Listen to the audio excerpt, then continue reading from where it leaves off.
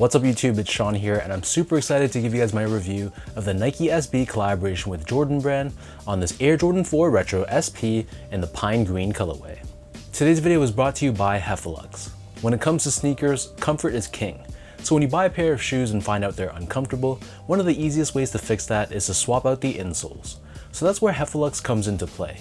If you check out their website, which I've linked down below in the description box, you'll see they sell a variety of ETPU insoles, which really is the same material you'll find inside Adidas Boost. So if you guys are curious to try a pair for yourself, be sure to use the code SEANGO at checkout and take 15% off your entire purchase, and be sure to tell them I sent you. So this right here is the highly anticipated collaboration between Nike SB and Jordan Brand for the first time collaborating on this Air Jordan 4 silhouette. So I believe the worldwide release for this pair is happening on March 21st, at least that's when it's releasing on the Nike website, along with our local boutiques here in Toronto.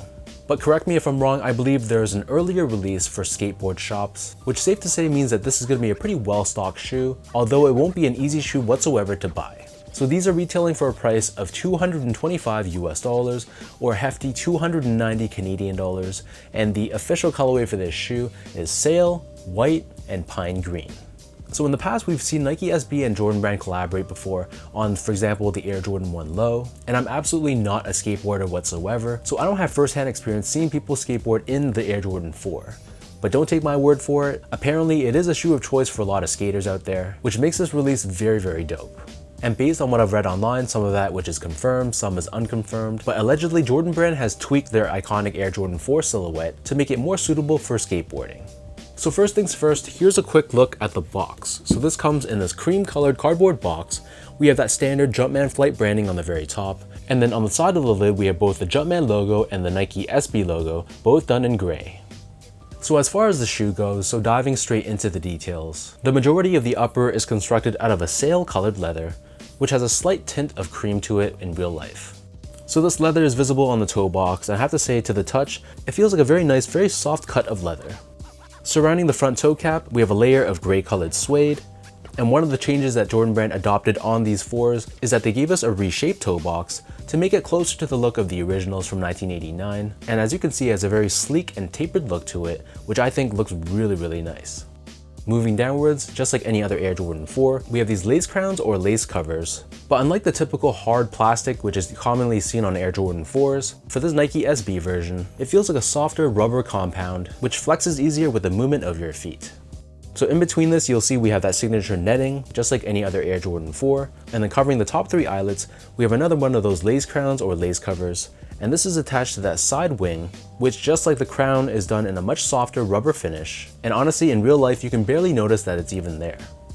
Beneath this we have more of that sail colored leather, and this wraps around both the bottom and the top of the heel.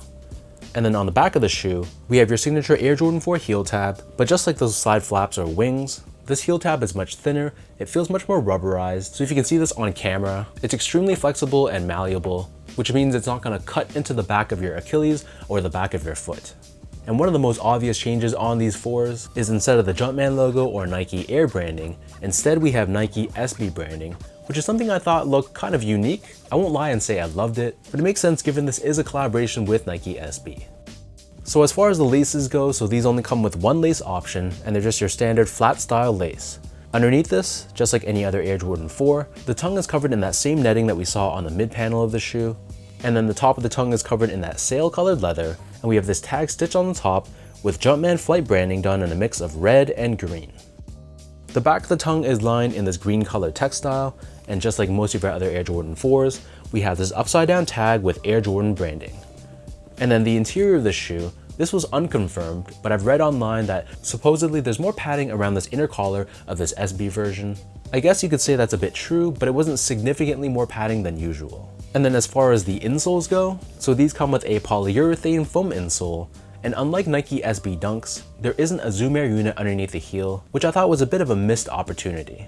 However, this is lined in this red colored textile on the top, and we have Nike SB Air branding stamped on the heel in white, which I thought looked really dope. So the upper of the Air Jordan 4 sits atop this full-length polyurethane foam midsole, which is painted in white on the bottom and green on the upper half. Just like any other Air Jordan 4, we have this cutaway on the heel, exposing the air sole unit that's found within the midsole, and the air unit itself is painted in a red color.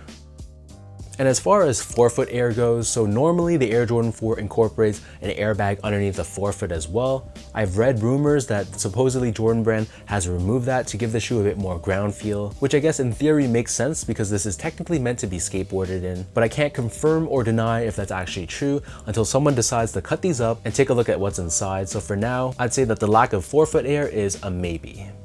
Finally, turning this pair over to the bottom, so this is your typical Air Jordan 4 outsole. And this is constructed primarily in a white colored rubber. We still have that same herringbone style traction pattern on the forefoot, and we have the Nike logo in red right in the middle, but then covering the top of the toe and the bottom heel. For added durability, they've added these gum rubber overlays, which when I first saw the product images, I wasn't totally sold on, but after seeing them more and getting them in hand, I think the gum rubber really works well with the green and red colored accents. So that breaks down the look and the construction of these SB Air Jordan 4s. And for those wondering about sizing, so my foot measures as a true size 10, slightly on the wider side, and I wear between a 10 or a 10.5 in most of my Air Jordan 4s. So the Jordan 4 generally is a bit more of a narrow fitting shoe. You know how painful the Air Jordan 4 can be for our pinky toes for certain releases. But good news, for this specific pair, I'd recommend sticking true to size unless you have really wide feet. So narrow, normal, slightly wide feet, go true to size, you should be fine. For some reason, I felt like this pair fit a bit more roomy and generous in the toe box. So trying these on, I didn't feel pain or discomfort around that pinky toe area. And the length of the shoe was great as well. There's about a finger's width between the top of the shoe and the top of my toe, which I thought was perfect. Moving on to the comfort, so these feel pretty comfortable on feet. Normally because of fit issues, Air Jordan 4s can feel a bit uncomfortable, but the good news is the fit of the shoe is much better. It feels much more true to size, and it feels much more wide foot friendly. So from a general fit standpoint, I didn't feel pain, but as far as the underfoot feeling goes, it feels generally like any other Air Jordan 4.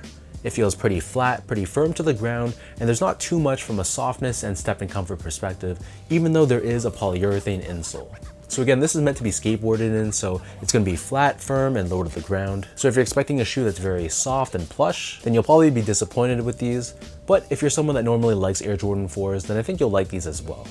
Finally, in terms of the overall quality and the craftsmanship, so first off, material quality, I thought it was pretty solid for a Jordan Brand release. This leather felt like a nice genuine cut of leather, and it didn't have a stiff plastic synthetic feel to it to the touch. So you run your fingers across this, you can see those natural leather grains, which at times when it comes to Jordan Brand, sometimes is few and far between. But the good news is the leather used on this pair is very solid, and same thing with the suede. This is more of a flatter suede, but it doesn't have an overly synthetic feel to it either. Just looking at the cross section of the suede, it looks and feels like a decently thick cut of material, which don't quote me on this, but this should bode well for those who are actually skating in these. And from a craftsmanship and build standpoint, overall, I was really happy with the shape of this shoe. With each subsequent release, Jordan Brand seems to be tweaking the overall silhouette, and they're giving us a closer look to the originals as opposed to the more banana shape that we've gotten, say maybe 5-10 years ago. So the shape of the shoe is excellent, it's really nice in person, and the overall build I thought was great too. The panels were cut consistently, the stitch job was really nice, and the placement of the netting, they were in line. Nothing, at least for my pair, was crooked, so I was really happy with how these turned out.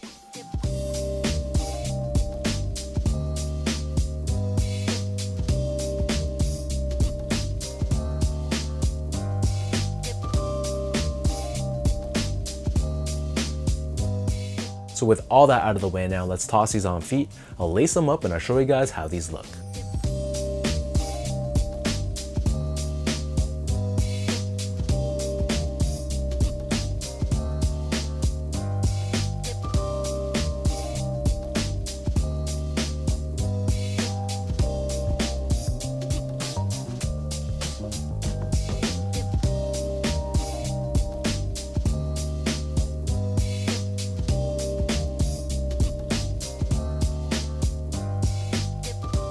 Overall, from a non-skateboarder's perspective, I'm really happy with how these turned out in real life. I can't speak to a functional standpoint, but the tweaks and changes that they incorporated on this shoe, it didn't really distract or take away too much from a normal Air Jordan 4. And the changes that I could see, for example, like the softer heel tab and the softer side wings of the shoe, those are changes I actually really liked. They made the shoe feel more comfortable, and like I mentioned throughout this review, I was really happy with the reshaped toe box, and hopefully Jordan Brand can adopt a similar shape on future Jordan 4 colorways going forward. As far as the actual colorway goes, I'm not gonna lie and say that it's my favorite color combination. It does have a bit of a Christmas feel to it, which I'm not mad at, but I personally would have done away with the red accents and left it as more of a pure white, cream, and green colored shoe.